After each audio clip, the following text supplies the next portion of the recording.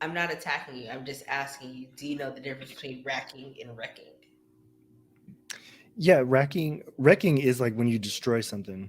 Racking is like when you I always think of like racking your brain, like going through stuff to try to find something, like trying to remember something or something like that. Tell me, what's the difference? So wrecking was correct, Yes. but racking also has to do with ruin.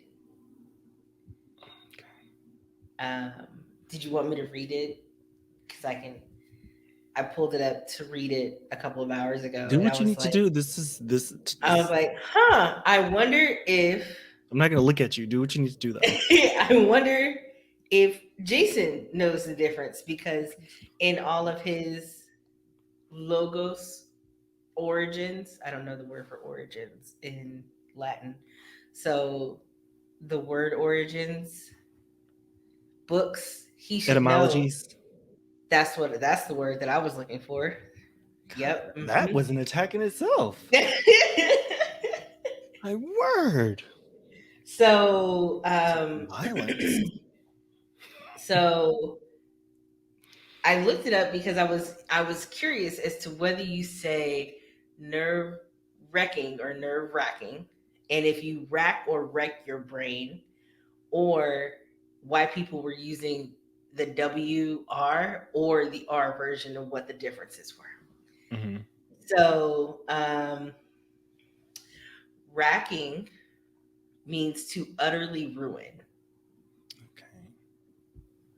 Um, the nerve there are nerve wrecking, not nerve or sorry, nerve wracking, not Hmm. nerve wrecking.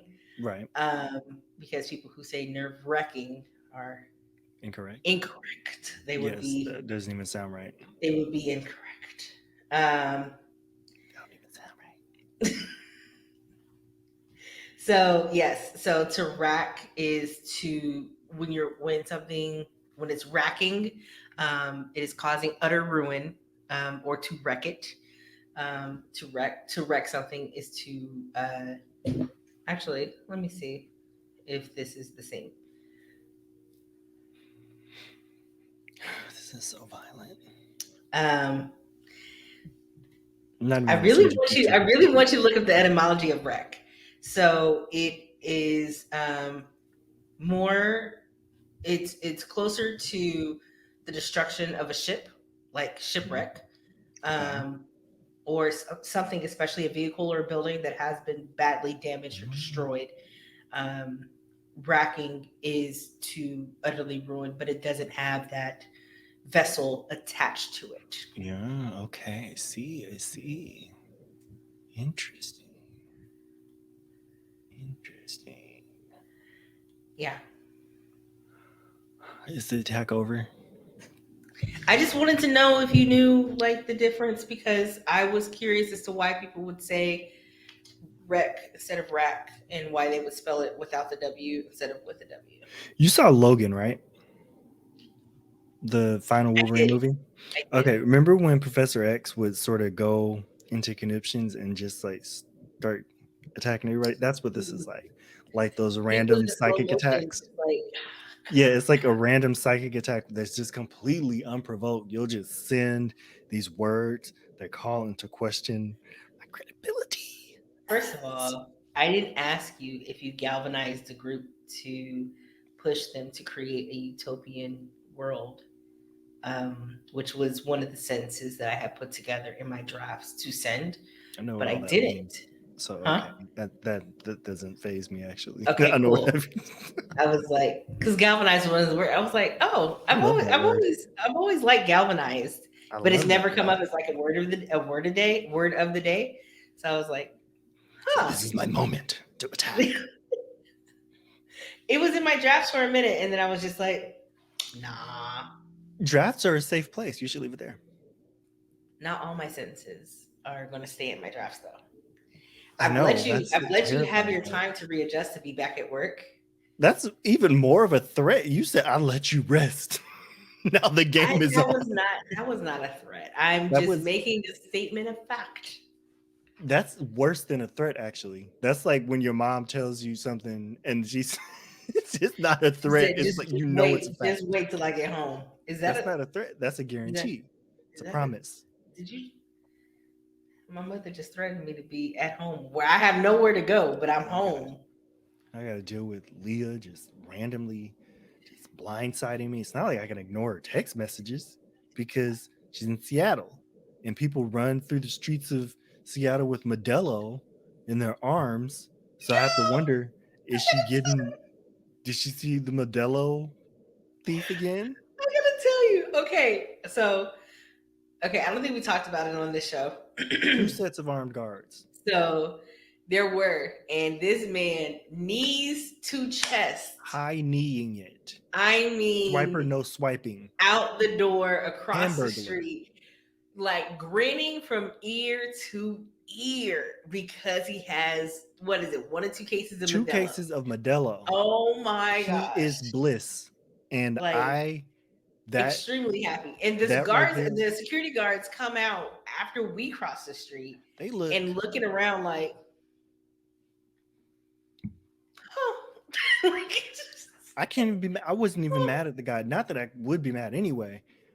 I mean, I want to be as happy as he was in that moment. he was juiced, That was but bliss. I want to say last week I was. It was either last. I think it was last week. I am leaving with my purchased goods, Purchased. and and I have my earphones in because I don't like people talking to me. Yeah, the earphones probably So weren't even on. It's just they're no, there. no, You I gotta don't need hear. a soundtrack every time because I need to be aware if somebody's like coming up behind me. So um, so No I'm walking to the surprises. door. I see commotion. I see commotion. The guy has a carrier basket full of stuff, Mhm. but he is at the entrance door, not the exit where the self checkout is. Rookie. And so, and there are four police or four security people standing around. Um, and it, sorry, no, it started off with one plainclothes person and one security person. And the plainclothes person apparently was a supervisor of some sort because they called him over and was like, "Hey, where are you going? What are you doing?" Apparently, this man tried to leave the store with all of these goods not paid for with the carrier thing. Mhm. And as I'm leaving, because he was like, "I'll go pay for this stuff," blah, blah, blah, blah. And I don't know why they let him walk away with his items. I feel like he's going to try to leave out of another door. Of course. But they let him walk away with all his stuff. And the security person, one of the security people who had just come back, was just like, "Oh, I thought he was trying to get the attention of somebody outside to let him know that they're done so he can come and pay for it." How did Okay, he's in on it. The security guard was in on it. you make that leap? What are you talking? That's And then the other security guard, so that's security guard number two, and the security guard number three was just like, "That's what I thought." why. Why wouldn't the person that's paying come in with him? Right? He was like, "Oh, I thought he was just leaning outside to get somebody else's attention." Is it me? Is it us? And the supervisor person was just like, "No, thank you so much for reporting that. Good eye. Like you have a good eye." He was just like, "Just doing my job, sir. It's what I do. Just doing my job." Nothing? You do nothing? I was like, so if the first security guard didn't say anything to him, this man would have been hightailing it out of there with all of his stolen He goods. would have been gone. Yeah. He should have had somebody on the other side of the door that he could just pass it off to. Just just for their complete faith in whatever pipe dream that they had. I wish that he had gotten away with it. I wish that he had the bliss of Modelo Man. Oh, that guy was so He happy. was so happy and he deserved it. I don't know why, but he seemed like he deserved it. He was very excited. And it's funny because I didn't even see him on third. We didn't see him on third. No, we went home after. Never No, mind. we didn't see him again. He just was He gone was gone. in the wind with his Modelo. And that's all I needed. That was the day we went to Bainbridge, right? Bainbridge. Yeah. I was gonna say I keep wanting to Brisbane call at it first. Brisbane. Yeah, Yeah, you were but it saying was something. Yeah, Bainbridge. you should probably introduce the show. We're 10 minutes in. I mean, I was going to, but I was like, they know what they clicked on. Hey, everybody, welcome to another episode of Take a Space Podcast. I am your host, Leah. Thank you so much for tuning in. Yes, you've made it 10 minutes into the show, and if you're still 10 listening, minutes. we really appreciate it because we like these kinds of intros and conversations. I don't know why Jason feels attacked, but he's my co star, so he should feel very, very welcome. Welcome to the show, Jason. Sometimes you feel attacked when you go to family members' houses. Hi, everybody. How's it going? I'm Jason. Listen, this year, this holiday season, we are not doing that. We are Doing not what? being attacked when we come in the door. Would you just fighting everybody? You were attacking? No, no, it is going to be peace or I will leave. I thought you were I gonna say will. peace or violence. I'm like, okay, yeah, that's. I mean, that Those that. are kind of the only options. Like, no, there's either going to be peace or I'm going to go. You And it's mean there's funny. a third option? What? What do you mean I could just walk away? Doing it What wrong all these are you talking about? years. Ah. No, I mean, I've never had a situation like all these other people who are like, oh, well, why do you have tattoos? Why do you have three Y'all husbands? ain't never I've had a never. Christmas gunfight, really? No Christmas gunfights? For real? Really? Come on. No gunfights, no fit. Easter Okay, knife, maybe a fist fight here or there, but not with my immediate family. an And Easter so knuckle sandwich. it's just like it was just something like my family, like my immediate family, we never did. Like if it was No, we not may at all. we may get into it. Well, why? And it's over stupid stuff. Why you put the forks over there? The forks go over here. The forks don't go over there. The forks go over here. Like we argue over stupid stuff. We Sibling don't stuff, really right?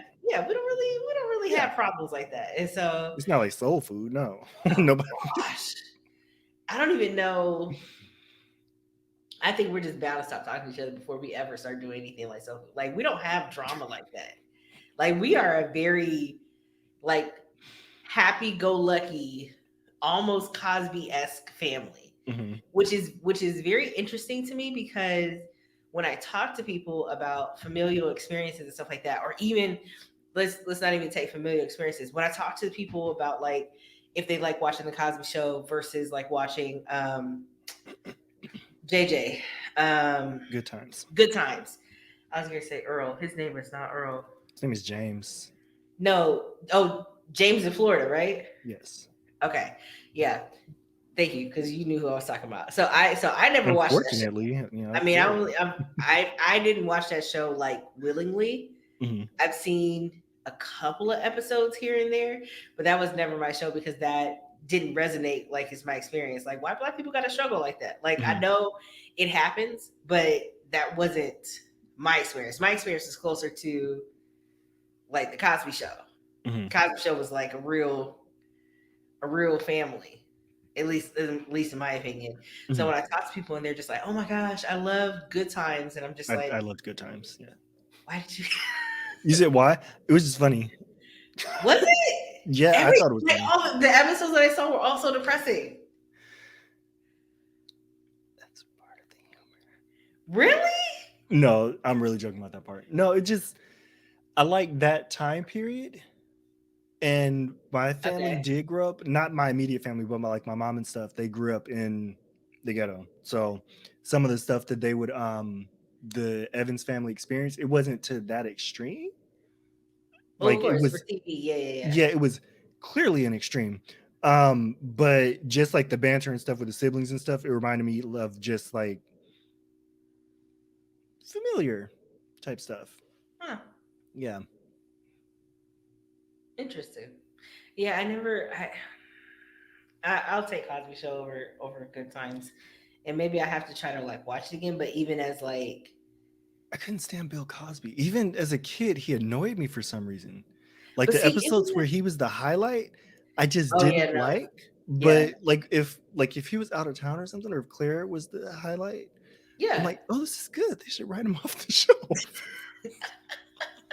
The show has gone on to be better without him. His Yeah. it's literally called the Cosby Show, and I'm like, okay, let's just stick Felicia Rashad in there. Let's just go with that. But yeah, I liked the Cosby Show growing up. I did. It just wasn't my favorite show. But between that and like a different world or something, I would pick the Cosby Show any day. Like I did not like a different world. I can get into it more now that I'm older, probably Mhm. because I lived the college experience and stuff, and just being older. But like as a little kid, I could watch the Cosby Show because I could resonate like with Rudy and stuff and the kids, and just like how harsh the parents were sometimes. Like the episode when they went to go see The what was it? The wretched. Wretched. That episode, oh my gosh. Look, growing up, I was Who? like, why is she so mad at her? She's so mean to her. Now when I watch it, I was like, no, she really didn't go far enough with her for go. Listen, I there were some points where I was just like, my parents could have really, really said some harsh things to me. Like watching that show or Mm-hmm. watching that episode, and I'm just like, Like, because who I was mean, it? I wasn't always like on top of my stuff, and so when I did things, like my parents could have, I was like, oh my gosh, parents can go that far. Oh my gosh! And Yeah, I then I mean, watched it as an adult. if you go out of town, leave the state and stuff, then I think you need to go that far with your kids. Personally, Yeah, that's just but me. when she had the audacity to say, "I like my punishment before I go," I was like, "Ooh, Yeah, mm, that's one of my favorite episodes of any show ever. I'm not gonna ooh." You had to go see the the wretched, like wretched. she, like oh that episode, and when they tried to be Diana Ross and the Supremes and they stuffed their bras. Hmm. That those two, I was like Vanessa. Between her and Sandra, I was like, y'all need to, not Sandra, Denise, y'all need to get it Get you together. together. When Denise said that she's gonna quit her job to work at the camping store.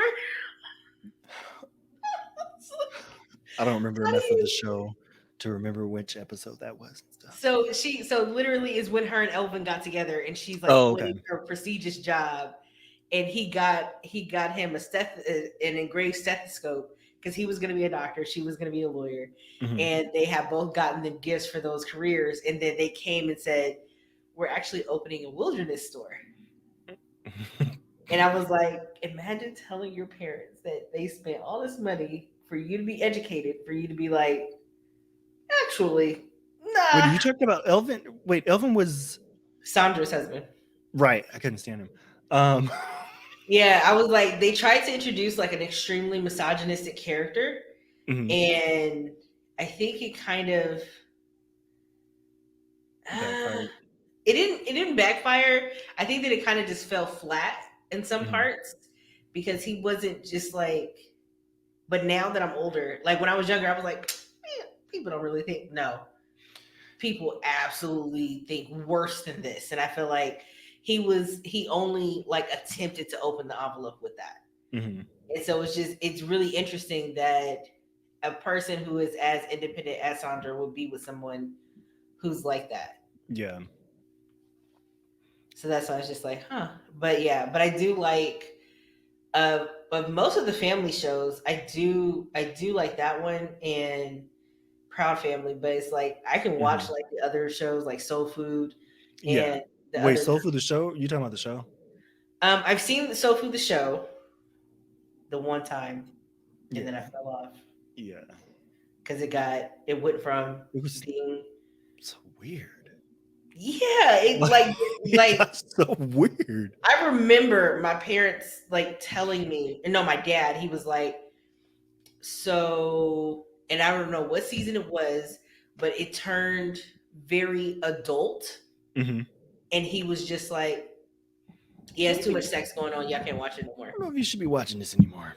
Yeah, he was just like, yeah, it's too much sex Yeah, it's happening. like they found out, like, oh wait, we're on Showtime, Right. and And then they just it was went like with it. season 2 or 3 or something like that. They were into the show, Mhm. and they were just like, everybody have sex. Everybody have sex. Everybody have problems with sex. So let's focus on the bedroom Mhm. and wherever else. And I'm just like, uh, How did we get okay. here? Why are we here? Did this have to happen? I was like, okay, but yeah, Big Mama, your arm. Um, Whenever I go into a coughing fit, I know this is horrible. Whenever me or Jordan go into a coughing fit, or anybody around us goes into a coughing fit, we start saying, "Big Mama, Big Mama, Don't do it. No. Just you have to breathe. get the family. You have to get, you have to get this." Oh my god, that movie is depressing. It is, and it's like It's so how. depressing. And the crazy thing is, until I saw Boondocks, I never thought about it from the perspective that Aaron McGruder did. Of like, okay, this lady just died Eating all this food the way she's eating, living the way she's living, and we're coming together to honor her by doing the same thing that she's doing. by having the child, get everybody together under the guise Right. of taking This Uncle boy Pete's lied money. to everybody, and And then he they got took Uncle Pete's a money. oh gosh. That was Uncle Pete's money. Was And they it was it stole it. Uncle Pete I don't know. It was an or Uncle Uncle Pete's Joe? TV. I thought it was Uncle Joe. No, the mom was Joe. The mom was Joe. She Yeah. was. That's Um, right. She sure was. we are so far off topic, off any kind of topic of what we talked about They would topicing. have they would have never known if you Um, said anything. We could have absolutely just veered right into the topic, but I don't know you choose how. to say the quiet things loud. Yeah, sometimes that makes for the best segues. I don't think that's the case. You know what's crazy? Sorry, I just cut you off. Just me saying Segway just reminded me of the fact that the person who invented Segway died in a Segway accident. Like he drove it over a cliff. See, if we were on topic, we wouldn't even have to talk about Segway. But why would he go over a cliff? Like he knew the cliff was there, I'm What assuming. happened? Is that an urban legend? Let me see. Maybe I got urban legend. Legended. Subway inventor death. See, they know what I want to search for. Yeah, he died from injuries apparently sustained falling from a cliff while riding his own product. Why would you be riding a motorized unicycle? As unstable as it's not a unicycle. Like Remember, it has two near a wheels, cliff. but Some of them only have one. the wheels face the wrong way for me to be near a cliff on that thing. Right. There's no reason to be not on your own feet when you are not on the ground at sea level. There is no reason why they should have a picture with the trajectory of his fall. That's sick. That poor man. I don't like this episode. He was trying to do the world a favor. He was just trying to get his mobile. He was trying to do the world a favor. Have you as an adult roller skated? I tried. I tried. Lord knows I tried. Um, I need to. I have. I'm 6'5". It didn't work out. You know, like when a baby giraffe tries to stand up and the legs go out like this. That's exactly how it looks when I try to roller skate. To be fair, I've only tried to rollerblade because my stepmom bought us rollerblades one year for Christmas, like a long time ago, like when we were in high Mm-hmm. school. Mm-hmm. They sat in the garage because it was like we tried to ride them in the backyard just to try it, and it was just always um It's because your ankles center going of out. gravity is not in the I can't even. place. I couldn't even stand on that floating dock. Remember? That is true. But that was because of your center of gravity. Yeah, the center of gravity is just too high for me. Honestly, to be completely honest, some days I have trouble even standing up. Like my balance is that bad sometimes. Um, fibromyalgia. Um, didn't have fibromyalgia as a teenager though. That's just poor core strength, poor core stability.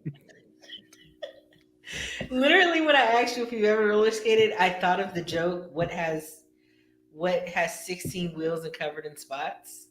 Giraffe on The giraffe rollerblades, on roller roller skates. skates. Yeah, that's exactly what it looked like. If you can Ah, imagine a baby giraffe, or if you can Google a baby giraffe standing up for the first time, that's how my legs would bow out trying to stand up. So it would get to the point where I would just squat and just submit myself to them no, and no. just. accept my No, fate this is terrible. on the ground and just crawl on my butt back to the little porch and then take the rollerblades off. I have no shame about that. No shame. I can ride a bike. I'm okay with that. A lot of people can't ride bikes. Have you ridden a bike recently? Um, Not in a few years, but it's just like riding a bike. So ridiculous. You walk yourself right into that. I You're hope you so. feel. I hope you feel shame I don't. I feel like in a world in a where people world. do what they want and say the quiet things out loud, shame is something that is just, Ooh, can I say that like a movie trailer? yeah. In a world where people feel no shame and say the quiet things out loud. Mm-mm. If you get us on topic, we wouldn't. You wouldn't have to deal with the threat of me leaning into this microphone. Literally was working my way into the topic. Yeah, I'm saying all of the quiet parts out loud. Anyway, I feel like with so many people not having like no shame in their game, oh, I do this, I stood out and did this, I slept with that person, I said this thing, I did this thing, and it's like, hey, you're proud of that? Like the clip that's going around of Kanye West when they were like, oh, did you even read this book? He was like, I haven't read any book. I would rather have conversations because reading books is like eating Brussels sprouts to me. And I was like, the hell are you talking? What are you talking about?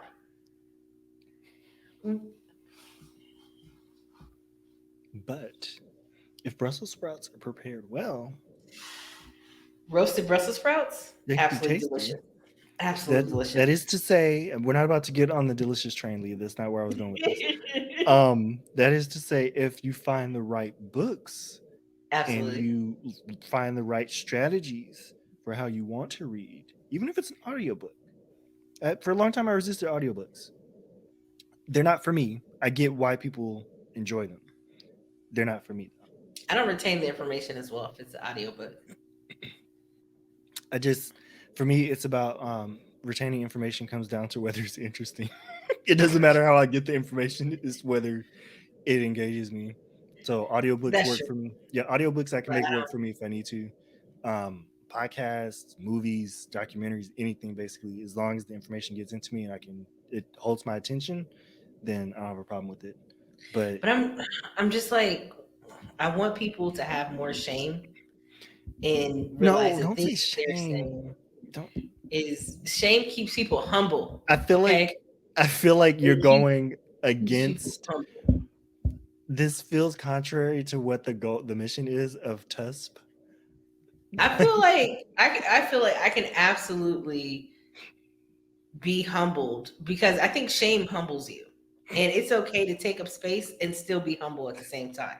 I'm not saying to come up here and peacock and act like your stuff don't stink, act like you've never made a mistake before, act like you own the world.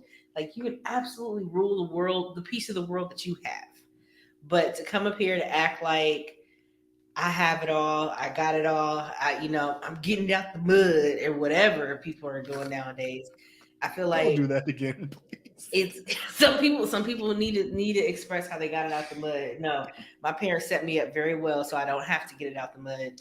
And I feel like if people would do more to have shame, we wouldn't be in a situation where people like me who work really hard to achieve the level of success that I achieve.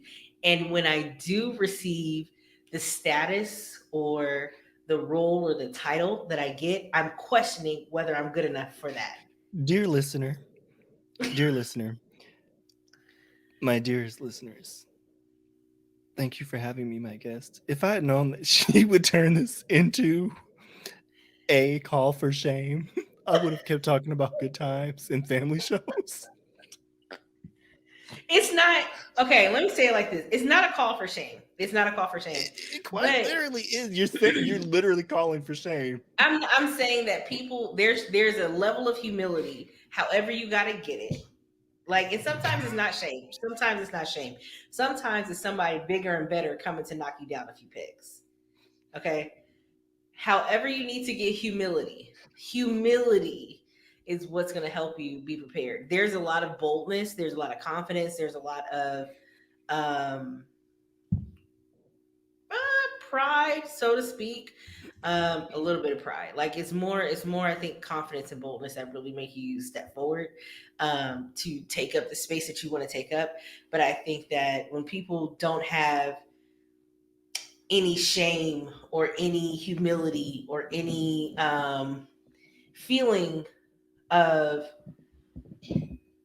am I doing the right thing, like a moral compass, so to Okay. speak, they tend to do things like I don't know how many articles I've read over the weekend about people people having hired other people to show up for their I interviews saw that. I thought that was or interesting and right or strange because lying, and people have lied on their resume for years. This is nothing new. I'm all People about have lied. resume, honestly. Like, Like, do what you need to do. If you feel like you can absolutely, prove yourself, they're going to teach you the role get anyway, the job. so that's But yeah. to hire somebody to come in and interview for you and then to have the audacity to walk into the place not being the person who interviewed for that position, Hmm. that's a different kind of boldness that I feel it's there's that seems It's unsafe. audacity that Yeah, feels, yeah. that's a It's safety thing to me too. Like that's well, most interviews are disrespect. happening virtually, right? Like Yeah, they're but happening virtually. typically you have to have your camera on for it for I'm looking those. to see if audacity is a word that I want to use. I love that word. The audacity. No, I get where you're coming from. I think um Yeah, a willingness to take surprisingly bold risks. yeah. Risks. Risks. Showing an impudent lack of respect. Impudent. Lack of Mm, respect, that means what, like mm. without impudent without consequence, right? Impudent means not showing due respect for another person, See, I'm or thinking something. I'm thinking of impunity. impertinent. I'm thinking of Impertinent. impunity. What was that? Something sounded like some bass or something just dropped. Maybe it was my neighbors again. But I get where you're coming from. I think let's get this boat back on track or this train back on track. It's the people who do show up and take all these outrageous risks of hiring other people to do their interviews or showing up in spaces, and because they have the confidence or arrogance, not even confidence, they have the arrogance, just like Catch Me If You Can, Mhm, to act like they belong in that space. mhm, Like,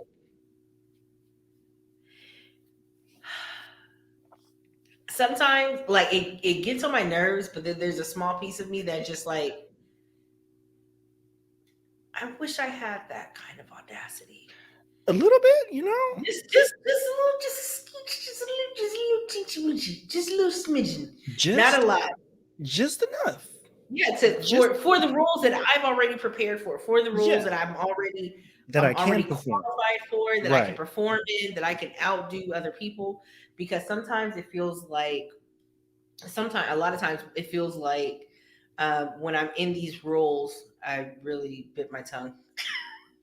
Sometimes when I'm in these roles, um, I feel like maybe I don't know enough. Or Hmm. maybe because it's like the more I learn, the more questions I have. Hmm. And one of my managers before asked me to quantify how much I know.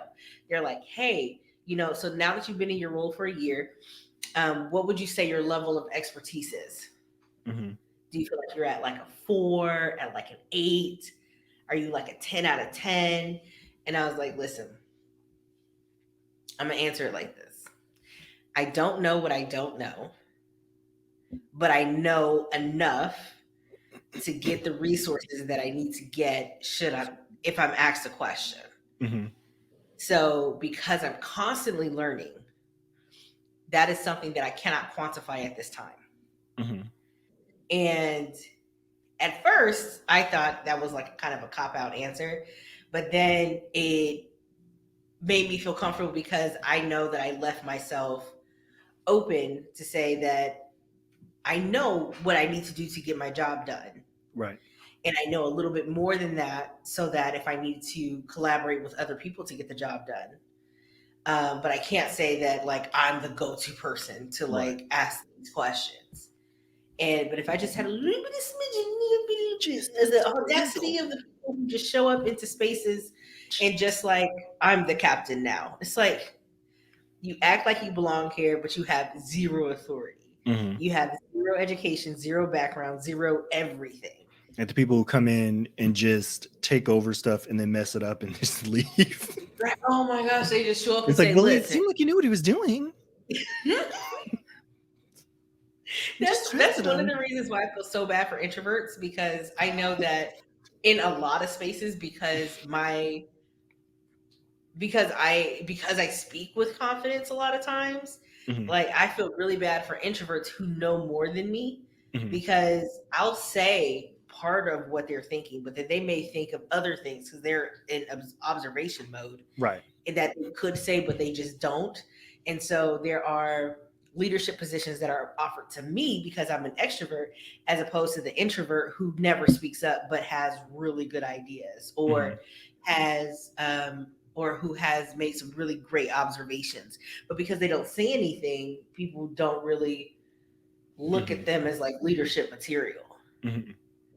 And I don't know why I think about that a lot, like, but I make sure as a leader now, I make sure I go around the room. Hey, what are your thoughts? Hmm. I want to hear what you're thinking. What is it that you see? Because I could be wrong. I'm only seeing it from my perspective. Show me something different. Right. And I try to bring that to my leadership meetings. I try to bring that to my team meetings. I try to bring that to different spaces so that everybody's voice can have a say. And if Hmm. they choose, and I'm like, hey, if you can't think of anything right now, please send me an email. Please let me know, if there's something that you think about that, oh, this would be good, blah, blah, blah, blah. Yeah.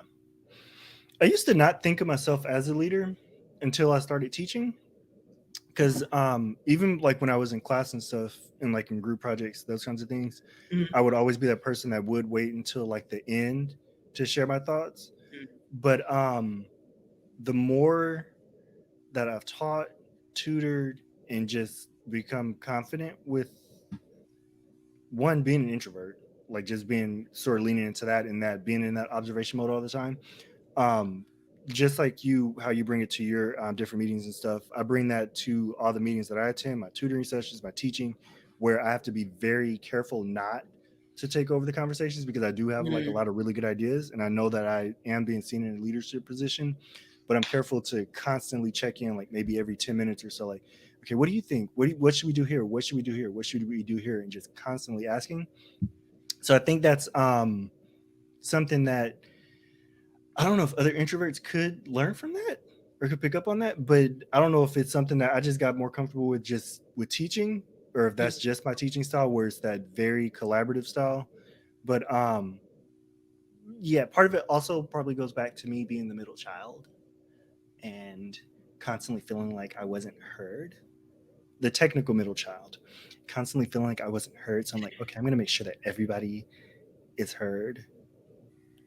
well, I think that you also I'm joking about you the middle child part, by the way. you were kind of like, well, not thrusted because that's not the right word to use there, but because of the position that you took on in education Yeah. and because of the point of view you shared, especially being the literal minority in a lot of the spaces that you're in, Hmm. I think that you have had multiple opportunities, especially in the beginning.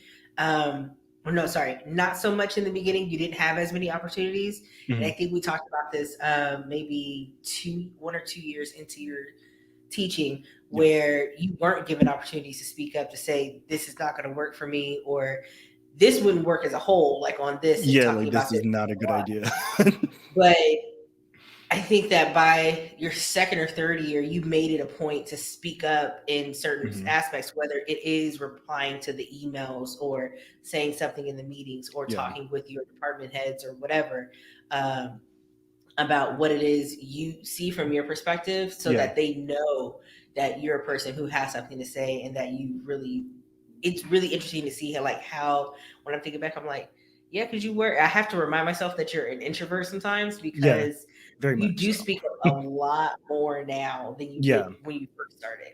And I think that as introverts, if they take anything from this, is that there is a practiced way, but literally you just have to speak up. You have to Yeah. do it. And That's the only way to get it done. it's extremely uncomfortable. I'm not even gonna lie. It goes somewhat against my nature, like just what I feel in my core to like my if I had my way, I would not talk.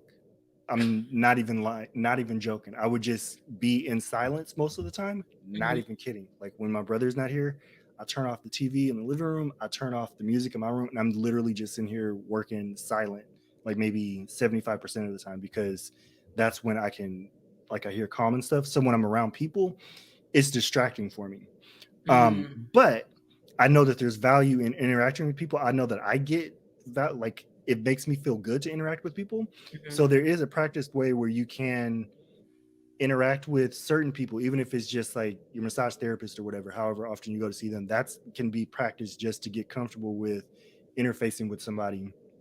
Then branching out, going to visit your friend in Seattle and talking to the street hustlers and stuff on accident and doing that kind of stuff. But there's a way to just sort of, I'm not saying that there's a right or wrong way to do it because I can't tell you how to socialize, Right. but there's a specific way that you can find for yourself to become more comfortable with interfacing with people so that you don't feel like, if you feel this way, it's so that you don't feel undervalued or don't feel unheard. If you're okay with being quiet and stuff, that's fine too. But if you Yeah. do feel like you're not being heard, if you feel like you're not being your perspectives aren't being shared, then there is a way that you can even share your ideas with other people so they can sort of be like a proxy for you. Yeah. Or sharing your ideas by writing them out and slipping them to somebody. Um, just so you can get comfortable sharing those ideas with people. That's what I would do. Like when I first started teaching and stuff, I would just sit in our TA meetings when I was a graduate assistant. I would sit in our meetings and not really say anything. Me and my friend would, the only other black person who was in my program, we would sit and we would make our shift our eyes at each other. We would side eye each other and stuff and just share our comments afterwards. And so I would share my comments with her. And then at the next meeting, she would share my comments with the group, even though they were sort of presented as like, well, some people feel like this. And so I would see people that would agree with my perspectives. And so that made me feel more confident. And so that can be something. Just have that proxy that speaks up for you and then build that confidence. And then you rip the mask off and you're like, it was me all along. It was me. That was my idea. Um, so I say that to say, yeah, I grew up around a lot of introvert or extroverted people. So I saw how to be extroverted. So I kind of lean on what they did to build my extroverted persona as an introvert, if that makes sense. So you're part of my persona, by the way. Um, Happy to be here. but yeah, there's value in sharing your perspectives and finding some way to share your perspectives. Um, because if you're thinking it, somebody else is probably thinking it too. And probably 10 more people are thinking it. And 10 more people want to speak up. Um, but they're probably just as nervous as you. And if you just drop that one sentence, then you'll probably start a conversation that you or discussion that you would not have even expected. Yeah. There's one of the things that you said about speaking up because it is from like your perspective and you need your voice to be heard. Hmm. It's not because, I'm trying to find a nice way to say it. You're not speaking up because you think that they care about you. Right. You're not speaking up because you think that, um, You're trying to change their minds or anything. Like, right, right. hmm. You're literally speaking up to protect your own interests. Hmm. So if there's a policy that's put in place, for example, one thing that I know a lot of parents have to deal with, when they say, no phones on the floor, and it's like, my kids are going home to an empty house and I need to make sure that they're home, Hmm. or my father is ill, or I my kids are with a caregiver, or whatever the case may be, and Hmm. they speak up a lot about like I have to have my phone. And while everybody on the floor may not be parents, they're speaking up to protect their own interests. Right. So whether you are a woman, whether you are black or Asian, or whether if you have, so if you're neurodivergent, or if you are have some other, different ability, and you need to make sure that your interests are protected, Hmm. you have to learn how to speak up. And it's not a thing, like Jason said, is not going to happen overnight. It's something that is legitimately practiced. Yeah. You have to practice sticking up for yourself, whether that is, telling the person to hold the door open because you have to get things through. Or one of the things that I like to do. One of the things that I like to do to remind myself, like I have a voice, especially if people are crowding, because especially walking through Pike Place Market, people want to stop and, oh my gosh, I'm like, this place closes in 3 minutes. I need to get there. Yes, I'm running behind, but you guys need to get out of my way. See, So I don't have I'll that literally, experience because I don't experience crowds like that. I was thinking about that when we were in Pike Place. Not to get you on topic, I was thinking about that when we were there, and uh, how I could see everything. yeah, I because could you're see, like on top of yeah, everyone, and I I am could in the thick of literally everyone. see So everything. And so, like, when I would crouch down and I would see, like, oh, it's literally like a wall is in front of you, yes, like everything. I can't see in front. Yeah. So Is I have to that's drop mind my boggling for me. voice and make everybody, and like, because people won't move. So Yeah, I'll drop my voice, excuse me, like, and make people just like, oh, yeah. let me just step out the way. I'm like, just get out the way so I can get Like I to where I'm forget that, going. like I forget about how much physicality plays a role in just interacting with the world. Yeah, yeah, Even when yeah. we're like at Disneyland with my niece and stuff, she's very short. You know that. Thina Hmm. is like extremely short. But it's weird because when people see me or my brothers walking, because we're so tall, it's like they automatically cut a path. Right. It's insane to me, but I forget a lot about how just physical space influences so many different things. But do go on. I'm sorry. I Yeah. have improved my death glare and Mhm. not have such an agreeable face. So you have a tall So expression. yeah, because when I'm walking, if I'm walking and I'm just like looking straight ahead and not making eye contact with anyone, Yeah. like people will get out of my way because they think Yeah. that I'm going somewhere. Because they know But if you I'm have a, just like very agreeable, just like, hey, yeah, hey, if how's it you're going? People sightseeing won't with them, move. then they won't move. Yeah. Yeah. And I'm just like, get out of my way. Like, move, move, move, shoe fly. But it's something that's really practiced. And I was gonna ask Hmm. you, because there will be days where I don't say anything, like especially if my sisters don't call, if you don't call, Hmm. if other friends don't call, and I'm just texting all day. Yeah. Um, I'll forget what my voice sounds like. On Eh, honestly, on days like that, I don't even like texting people. It's literally I don't want interaction. you're like zero interaction would be great. Thank you. Yes. Yeah. But wait, what was your question? No, do you forget like what your voice is supposed to sound like? Because especially if and on days like those, I'm typically watching foreign films, Hmm. or like yeah, pretty much foreign films. It always happens on that day, like I end up watching like British TV or Nollywood films or Bollywood Hmm. films or whatever, and my voice won't be my voice, and I have to like practice talking again to get back to what my baseline voice sounds like. This is like when you started talking in an Irish accent for that 1 week. Um, I wish I was lying. That made me they uncomfortable. have some pretty like cool phrases and stuff. No, I I don't. didn't know they had so much entertainment. Changing the topic back. I'm answering the question. No, but honestly, even on days like if I'm going a day where I'm not really talking and stuff, I don't forget what I sound like because if I'm watching something, I talk to it. It's just a matter of I don't Really? want to talk to people. Ah, So I'll talk to myself even when I'm working and stuff if it's dead silent, or when I'm writing or something and it's dead silent. As I'm typing, I'm talking to myself or I'm reading stuff back, or I'm reading a sentence so that I can hear the rhythm of it and stuff. Hmm. But for me, it's more so interacting with people and having control over the sound in my space is a big part of stuff. Like if Jordan has the TV on and it's loud, then that disturbs me. But if I have the TV on and it's loud, then it's different. No, because I wanted that for myself. I wanted Exactly. that for me. Nothing against you.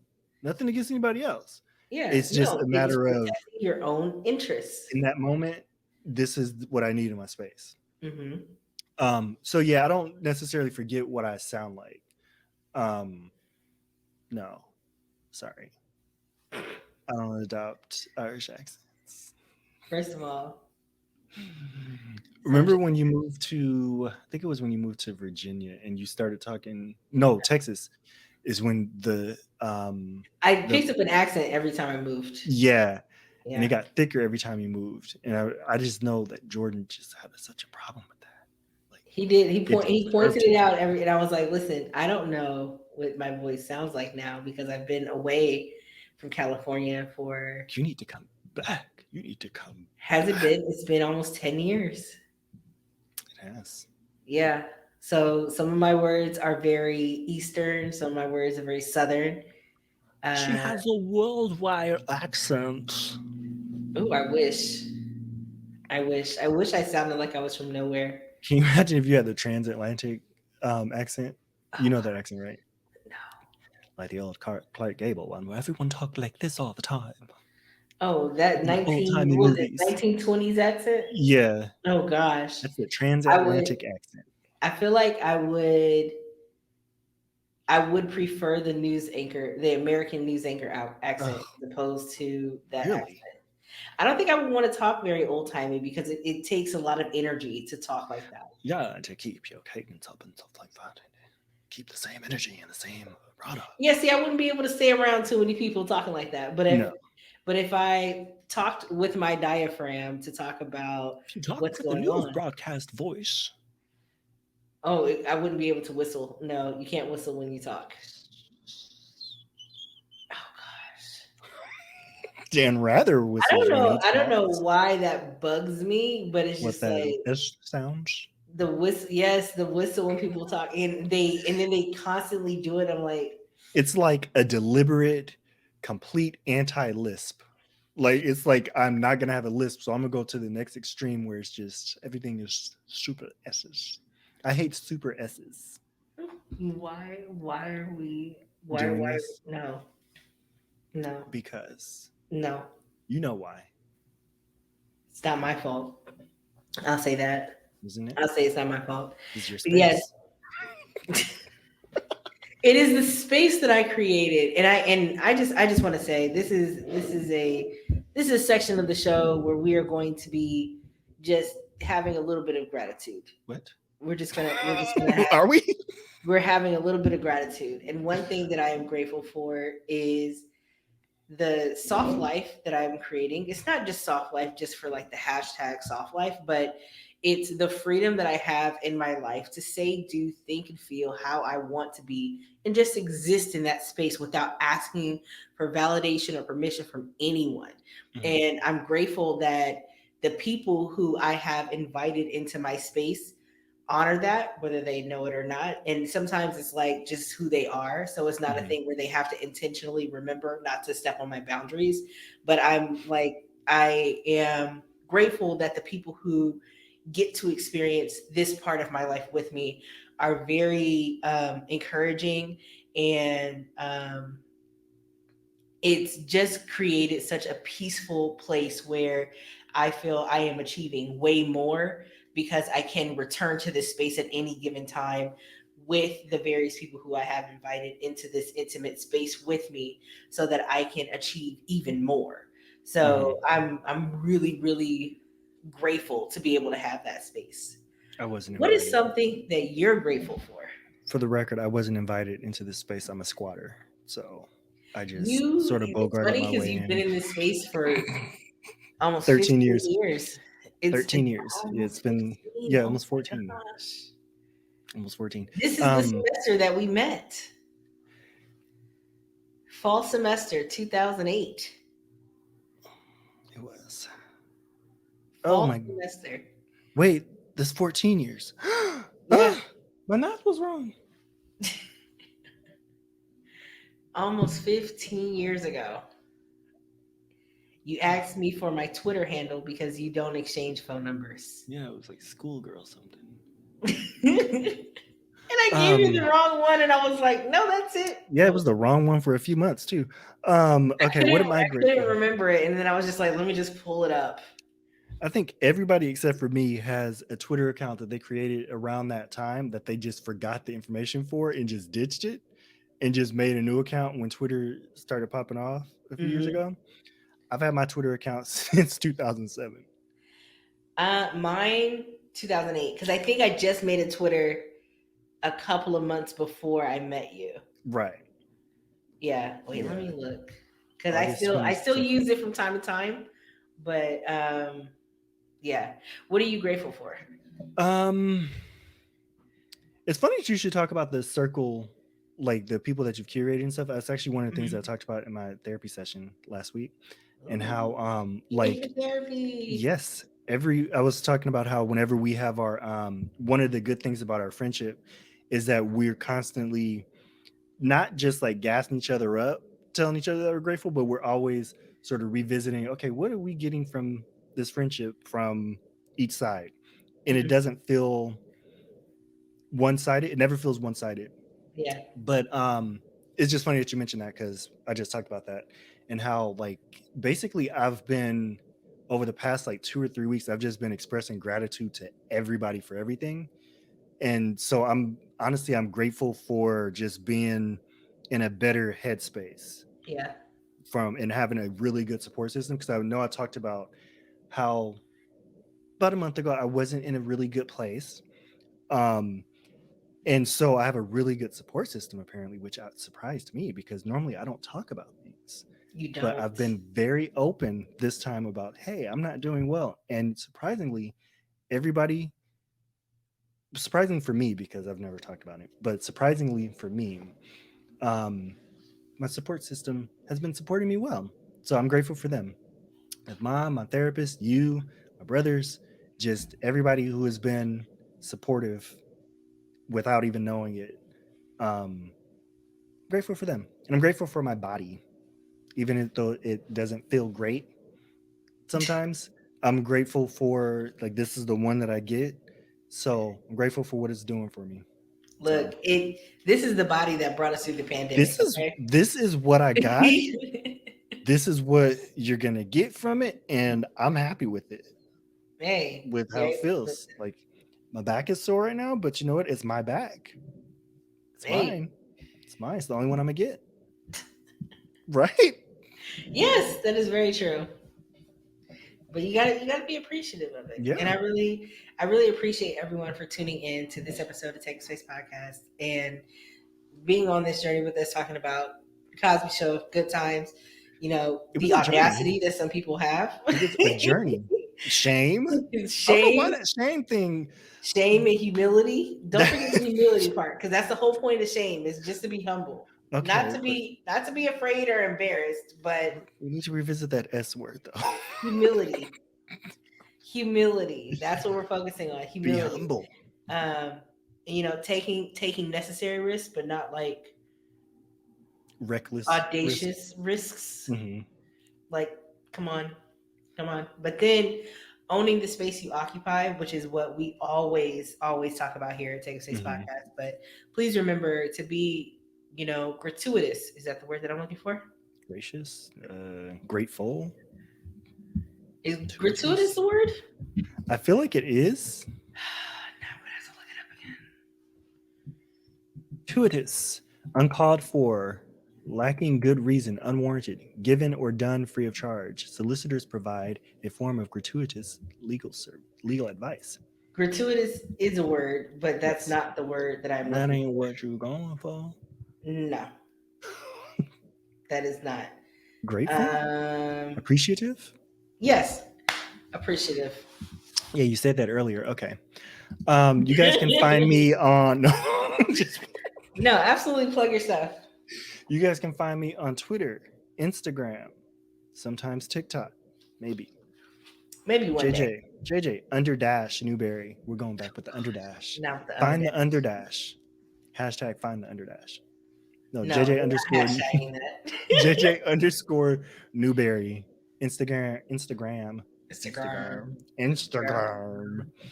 Instagram. Reading is fundamental. You know what? So are Fortuitous. That's conversations. that's a word that I was looking for. I'm so Conversations sorry. are fundamental, according to Mr. West. Please don't take life advice from Kanye West. Don't. If there's Don't anything that you take away from this episode, take please. away these last 15 seconds where we tell you do not take life advice from Kanye West. That man is a billionaire. That man is not in the best He's so far space removed from reality. in a lot of different respects. He does Yeah. not have your best interests at heart A- at all. Do not take life advice from Kanye West. You will find yourself broke and in a really bad situation. I can The pastor promise you. said, "Broke, poor, broke, busted, and disgusted." That is what you would be. That is a word. I'm not a religious man. Oh, he was dragged after he said that because that's what he called his congregation.